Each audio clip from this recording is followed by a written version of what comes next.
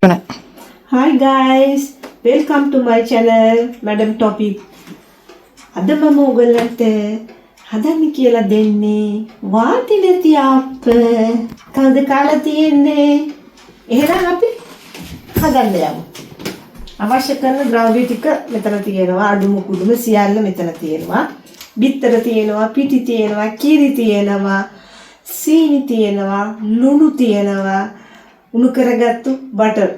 මේ සියල්ල මේකට අවශ්‍යයි. දැන් එහෙනම් අපි හදන්න ලෑස්ති වෙමු.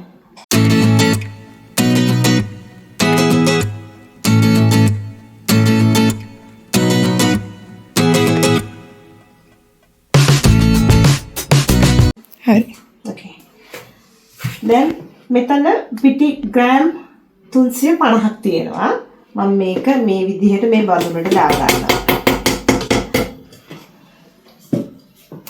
ඊට පස්සේ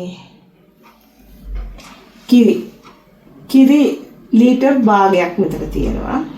කිරි ලීටර් භාගයේ මම ගත්තට සමහර විට මේ පිටියකට මේ සම්පූර්ණ මේ කිරි ටික අවශ්‍ය වෙන්නේ නැතුව යන්න පුළුවන්. ඒක අඬන විදිය බලලා මිශ්‍රණය හැටියට එහි ගොඩාක් ඝනකම තියෙනවා නම් තව කිරි ටිකක් දාන්න පුළුවන්. ඝනකම වැඩි නම් ඒ විදිහට වෙනස් කරන්න ඔයගලන්ට පුළුවන්.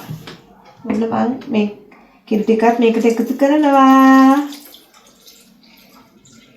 ඕකේ. ටික මම මේකට එකතු කරන්නේ එකපාරම එකතු කරන්නේ නැහැ. අඩුපාඩුවක් වුණොත් මට ඒකට කිරි තියනවා නැවත දාගන්න පුළුවන්. වැඩි වුණොත් ඉතින් පිටි ගොඩාක් ආයි දාන්න වෙනවා. ඔන්න පළවෙනි බිත්තරේ මම කැඩලා දැම්මා මේකට. මේකට බිත්තර 5ක් මම එකතු කරනවා.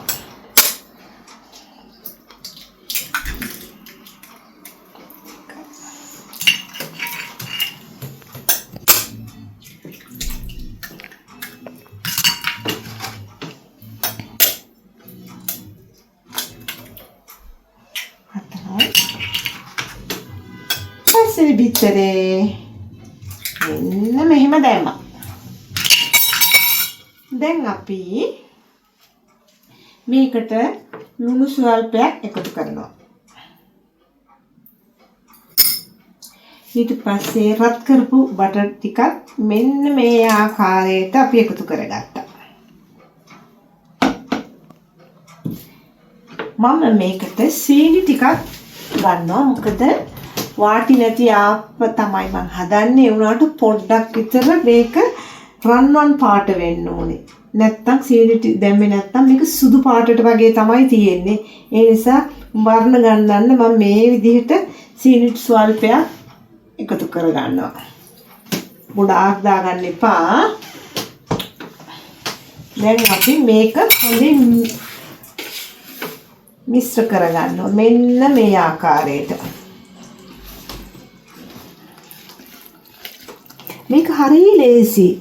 මේක හරියම ලේසි. කන්න පුළුවන්. වාටි නැති අප්ප 10ක් වුණත් ඒ තරම් මේක රසයි. කාලා බලන්නකෝ. කාලා බලලා ලයික් එකක් දාලා මට කමෙන්ට් එකක් දාන්න.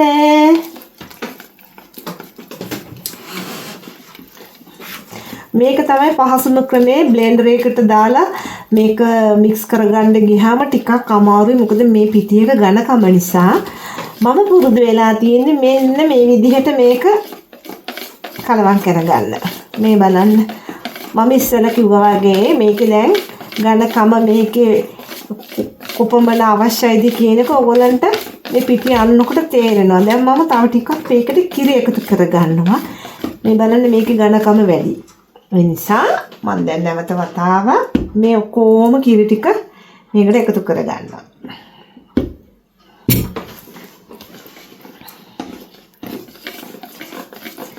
මේ ආප්ප වාටි නැති ආප්ප මේ මිශ්‍ර කරගන්න පිටි මෙන්න මේ ආකාරයට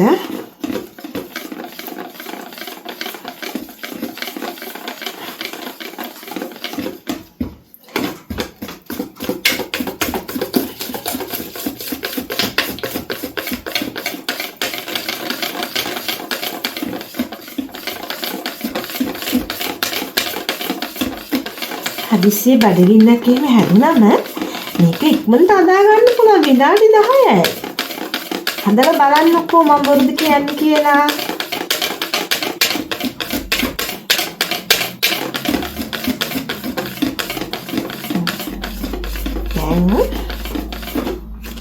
දැන් අපි වාටි නැති ආප්ප හදන්න ලිප ළඟට යමු. තැටිය රත් කරගමු. වාටි නැති ආප්පේ හදාගමු. එන්න යන්න. යා. තැටිය හොඳට රත් කරගෙන අපි මේකට මෙන්න මෙහෙම බටර් ටිකක් බටර් කෑල්ලක් වගේ අපි දාලා ගන්නවා. දාලා ඒක චූට්ටක් රත් වෙනකොට මෙන්න මෙහෙම පොඩ්ඩක් කරකිල්ලක් දාන්න. දාලා ඉවරලා ඔහොම තියලා ඊට පස්සේ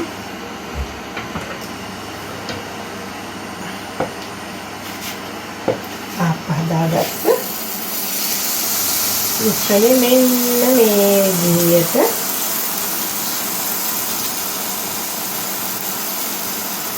තරහ කරන්න.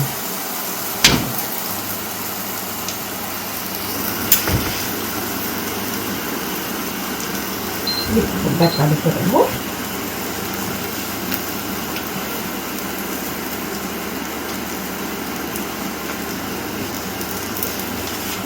Ini kita අපි දැන් බිත්තරයක් මෙහිම කඩලා දාමු. මේ බිත්තර පුංචි. ඒ නිසා මම මේකට බිත්තර දෙකක් එකතු කරනවා.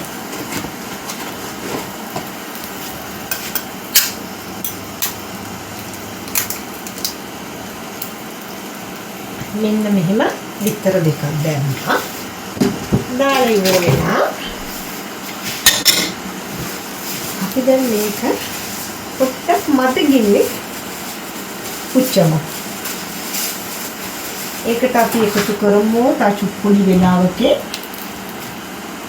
ලුණු ටික සහ ගම්බිරිස් කුඩු ටික. මෙන්න මේ ආකාරයෙන්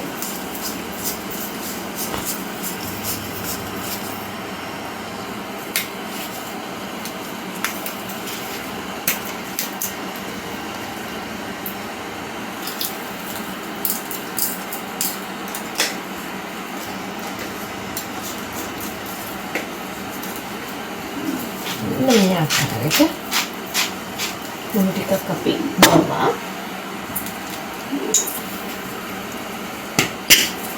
මේකට අපි එකතු කරගමු ගම්බිරිස් ටික.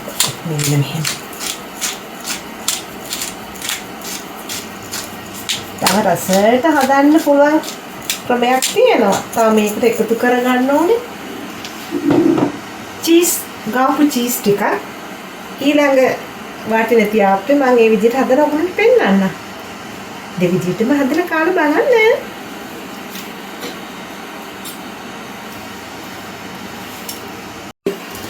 දැන් මේ වාටි නැති ආප්පේ හොඳට තැම්බිලා. විතරෙත් හොඳටම තැම්බිලා. මම දැන් මේක කැමතිලා මේ විදිහට ආහාරයට ගන්න පුළුවන්. මම මේක ලස්සනට මේ විදිහට දෙකට නාලා ගන්නවා. මෙන්න මේ විදිහට දෙකට නාලා ගන්නවා.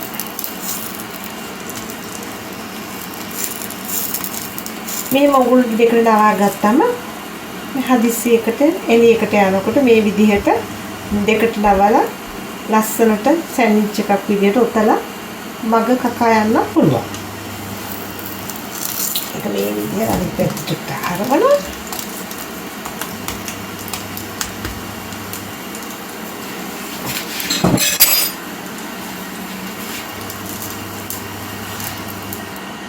මෙන්න මේ ආකාරයට තමයි වාටි නැති ආප්පේ මම හැදුවේ. මේකට නැවත වතාවක් ඉස්සෙල්ලා මම කී විදිහටම බටර් ටිකක් දාලා පැටි මේ විදිහට පොඩ්ඩක් කරකව ගන්නවා. කරගෙන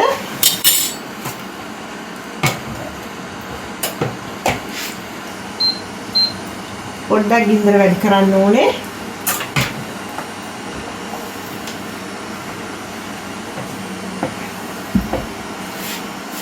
මෙන්න මේ ආකාරයට හොඳ ගන්නවා. මේ විදිහට චූට්ටක් කරකවන්න. ඇඟ කරකවන්න නැතුව අත විතරක් කරකවන්න.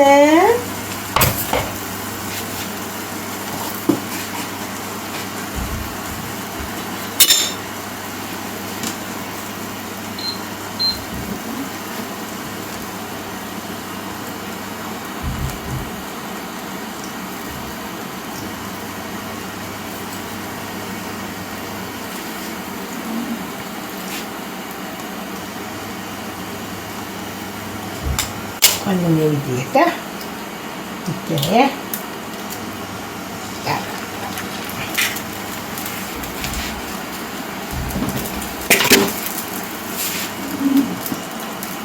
ඉතින් චූට්ටක් මේ විදිහට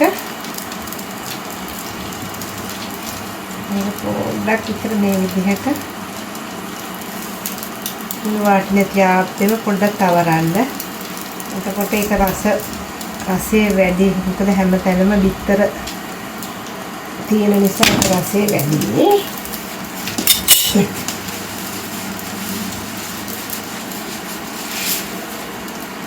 පසු මේකට මේ විදිහට ගම් ටික එකතු කරගන්න.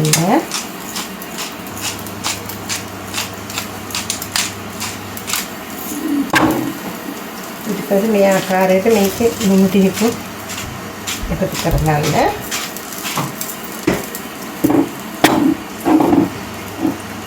මම ඉස්සෙල්ලා කිව්වා වගේ මේකට දැන් මෙන්න මේ රපේ චීස් එක. ඒ කියන්නේ ගාගත්තු කැබරි වලට ගාගත්තු චීස් එක මෙන්න මේ විදිහට අරගෙන චූට්ටක් මෙන්න මේ ආකාරයට උඩින් ඉහන්න. මේකේ රසයේ ගුණය පෝෂ්‍යදායී තත්ත්වය ඉහළයි. මේ විදිහට හදන වාටිනට අපිට හොඳේ. මේ චීස් එකතු කිරීමෙන් වෙනස්ම රසයක් තියෙනවා. කාලා බලන්න ඕගොල්ලෝ හදලා. මට ලයික් එකක් දාන්න, මට කමෙන්ට් එකක් දෙන්න. තව ඕගොල්ලන්ට ලස්සන වීඩියෝස් මම ඉස්සරහට අරන් එනවා. මැඩම් ටොපික් එකේ. ඒ වගේ මැඩම් ටොපික් එකේ කුස්සිය වැඩට අමතරව තව ගොඩාක් දේවල් තියෙනවා අපිට පෙන්නන්න. අපි ඒවට එකතු වෙලා බලමු.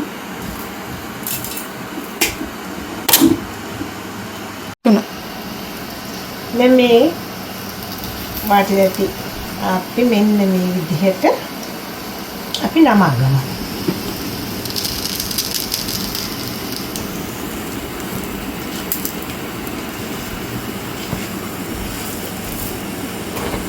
පොඩ්ඩක් අනිත් පැත්තට දාගන්න.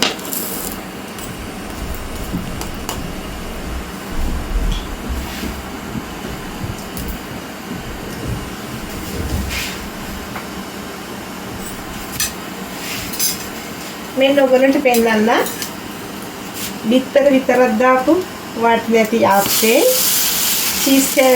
චීස් දාපු එකයි බිත්තරේ දෙකම එකට දාපු වාටිනේටි ආප්පේ මෙන්න මෙහෙ විදිහට තියෙනවා. දැන් ඔන්න මම ලිප ඔෆ් කරා. දැන් හරි වැඩගිනි. අපි දැන් කන්න යනවා. අයලත් එනවද රස බලන්න. මෙන්න තියෙනවා ಜಾති දෙකේ වර්ග දෙකේ වාටිනේටි ආප්පේ. මේක බිත්තර විතරයි දාලා තියෙන්නේ. මේකට බිත්තරයයි ගාපු චීසුයි දෙකම එකතු කරලා තියෙනවා. කාලා බලමු රස. එන්න යන්න අපි කමු.